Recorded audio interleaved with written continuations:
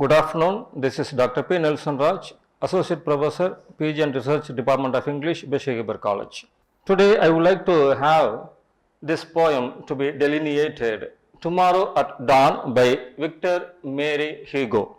This poet, Victor Mary Hugo, is a French personality. He has a very strong literary background.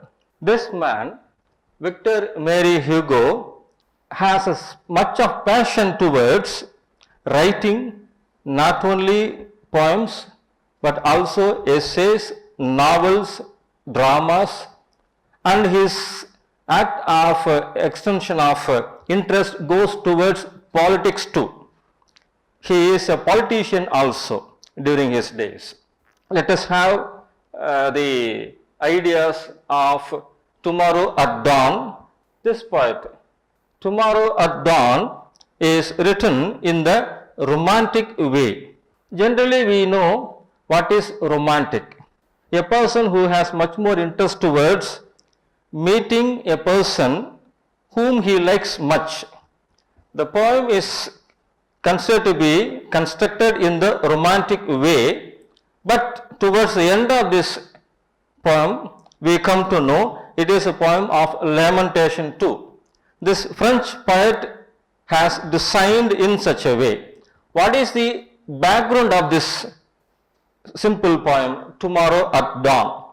Actually, Victor Mary Hugo has 5 siblings. He has 5 children. The first children was died in the very early age. Then he had 4 children after the death of the first one. This poem is written in memory of the sad demise of his daughter. Actually, the poet's daughter had a boating with her husband. The boat got upside when it was in its voyage, and husband and wife got drowned and died. At the time of her death, she was 3 months pregnant. She was 3 months in her family way. What happens, the poet, a lovable father, a great novelist turned a politician, could not forget the feeling of his daughter. That's why he wrote this poem, Tomorrow at Dawn, not as soon as the death of her daughter, but at the 3rd remembrance day of her daughter. It means for the continuous 3 years, he could not forget the days he spent with his daughter.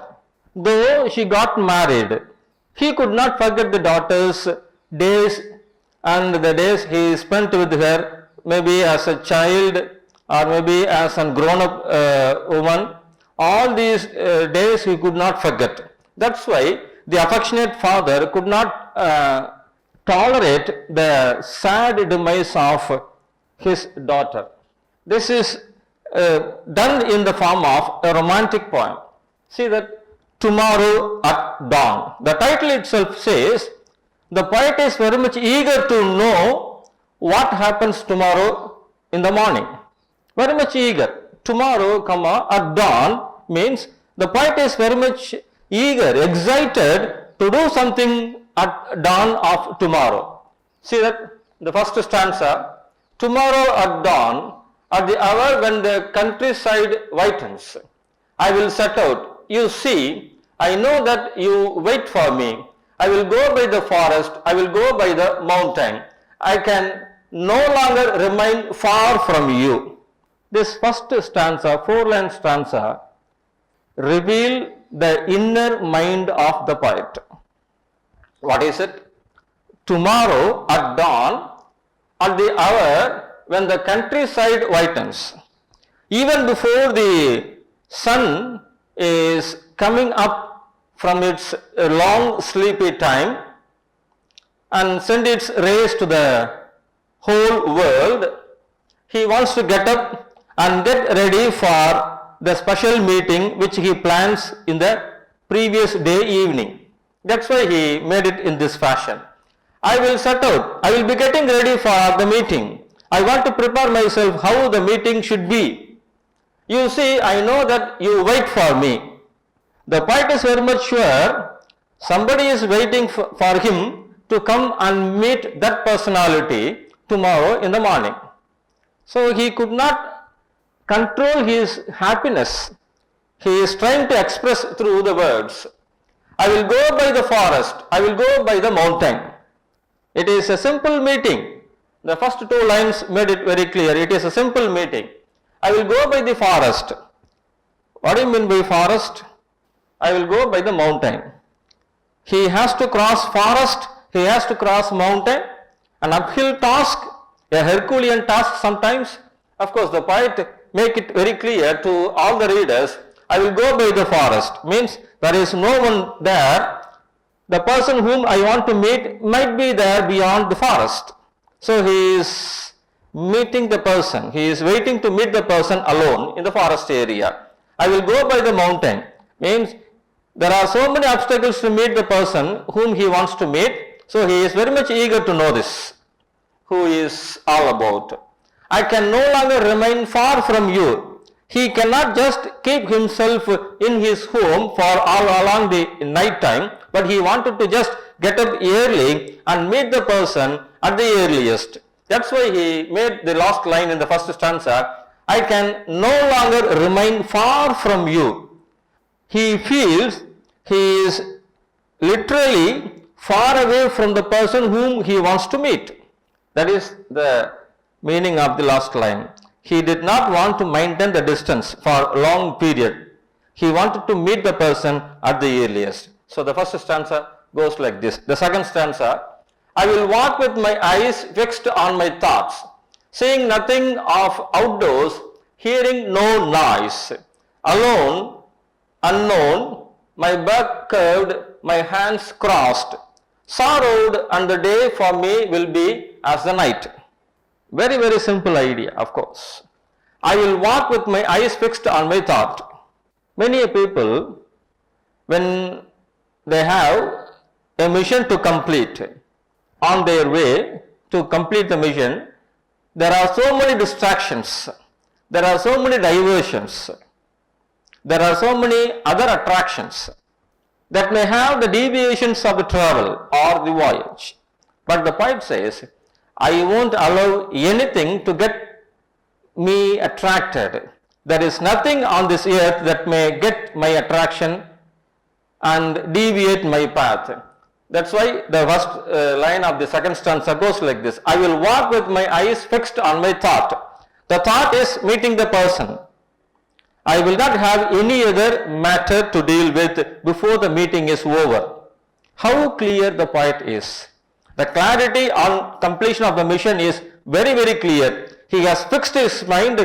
Nothing will change excepting meeting the person tomorrow at morning. That is a clear-cut idea.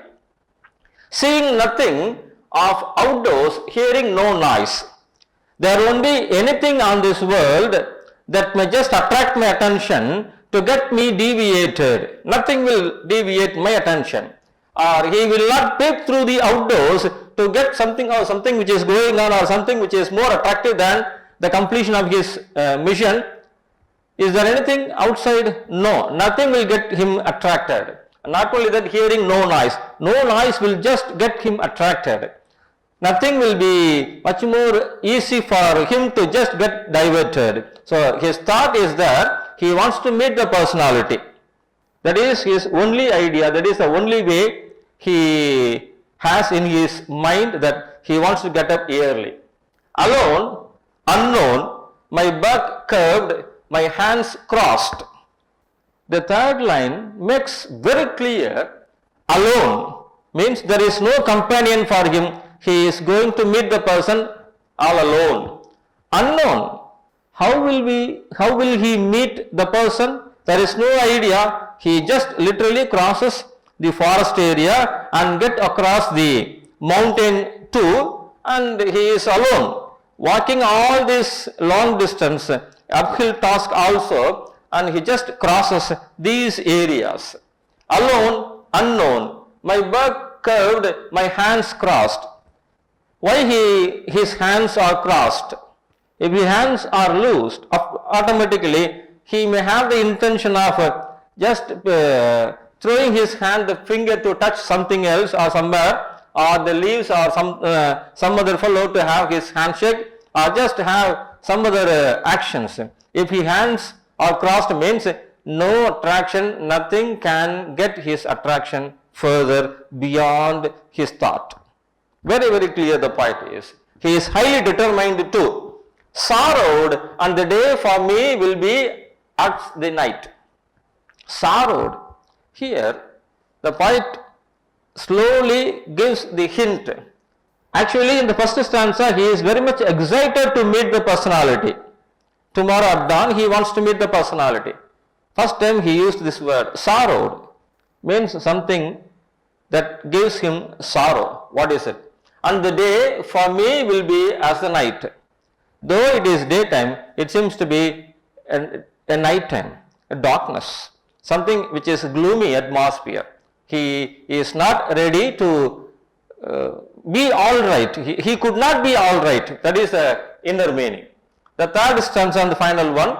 I will not look at the gold of evening which falls, nor the distant sails going down towards Hafar. And when I arrive, I will place on your tomb a bouquet of green holly and of flowering heather. In the last stanza, he revealed all his heart to the readers. I will not look at the gold of evening which falls.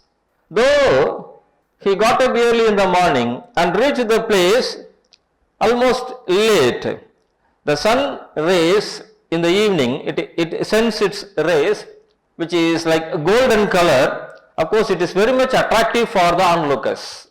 But this fellow is not attracted. Even the greatest natural attraction fails to attract his attention. That means how strong he is, how determined the poet is to meet the person. The sorrow could not allow him to get diverted.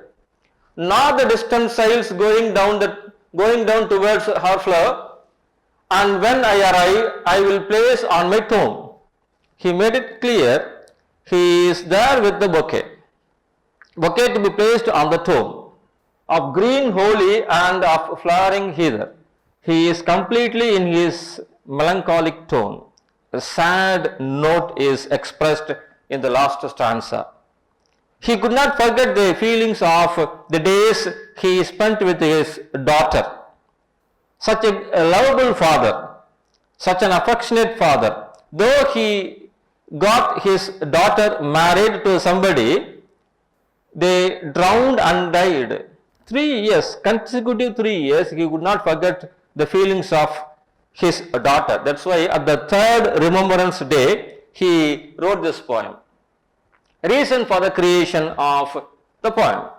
Leopoldine Hugo is the name of the daughter whom he loved much and who passed away due to the boat upside down. Leopoldine Hugo, the daughter of Victor Marie Hugo, died in a boat accident with her husband. Very pathetic. Very, very pathetic. At the time of her death, she was 3 months pregnant. That is yet another great worry. At the time of 3 months pregnant, when she drowned and died, it seems to be not digested by the poet. He could not get out of his grief. Very, very tough chance for the lovable father to get out of the memory of the daughter. Very, very tough.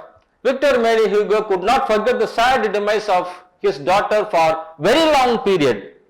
The poem is not written on the first year remembrance day or the second year remembrance day, but the third year. Means how long he kept the memory of his daughter in the mind. Very, very long period.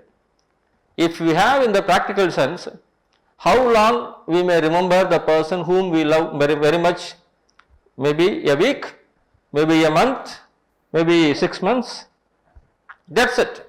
But the poet, a lovable father, whom she might have shown all her affection, Of course, the reciprocal way. The father, of course, loved his daughter very much. That's why he could not forget the memory of his daughter, Leopold and Hugo, for 3 long years. There is no hint that he has forgotten at the end of this poem. No.